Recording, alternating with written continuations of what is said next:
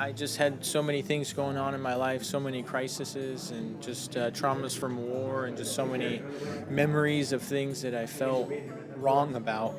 I felt suicide was my only answer. It was there to take away my pain. It was there to protect my family. It was there just to remove me from being a danger to anybody.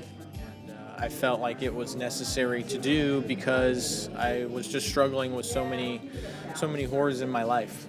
Just coming out of the military, I felt like I was having an identity crisis. I had broken my back. Um, I I was just having a lot of severe physical pain and mental pain. When I got out of the military, not a lot of my certifications transferred over into the civilian world, so it was kind of starting brand new. It was like I did 5 years. I was the most important person to people because I was in uniform, and then the next day I'm just kind of Joe Schmo again. And at that point, I really lost it. I just, my mental health just completely dropped to the very bottom, and my only decision was suicide, to be able to just allow things to continue for my family and for my wife, and just life in general. So what happened was, we had a crossing that day when I told her, I quit my job and I left. And luckily she had just come home from school, and she recognized, hey, he's not taking any clothes, he's not taking, any heirlooms, he hasn't taken any money, he hasn't done anything. All he did was just leave. And that was, her to be able to recognize, hey, I don't have the opportunity to ask him if he's suicidal. I'm just going to assume that right now. And she started reaching out, and she reached out to a couple veterans, and one of them told her that, hey, this is probably what he's going to do. And, there's a good possibility he's probably not going to come back because he's already had the opportunity to leave. And she prayed and she sought help for it. And she reached out to another one of my friends, and he reached out to me as well.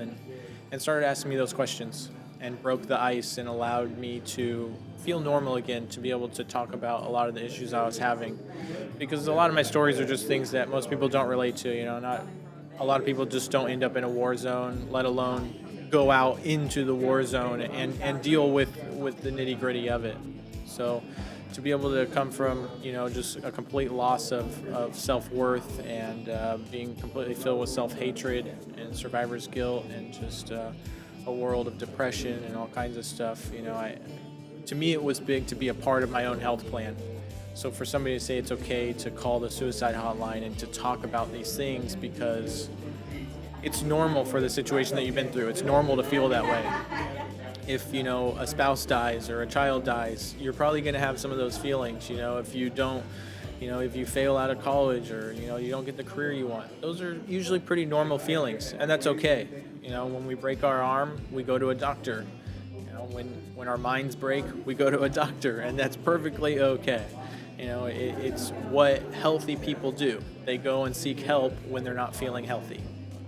Reach out to somebody that you feel like might be struggling, just, like I said, buy them a coffee, participate in one of their interests, just sit down with them, have a conversation, essentially make a friend, sit there and care about that person.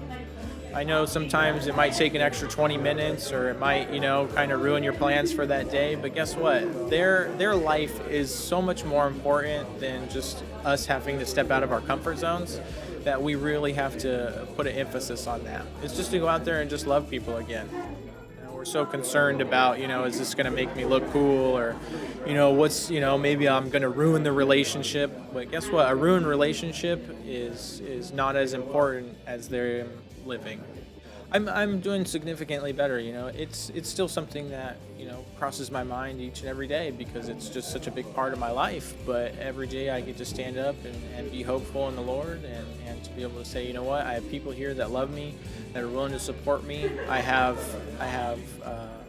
avenues through the VA, through the community, through just friends in general, through my church, through all kinds of stuff that are willing to reach out and to help me and help pick me up when I fall back into some of those moods sometimes, or just when, it just hit me hard that day. And I may not feel that way, but it's something just nice to be able to talk to people about and say, you know what, this is my life, and this is my testimony, and this is my story, and you can't take that away from me, and I can show you that there is hope and that you can get through it.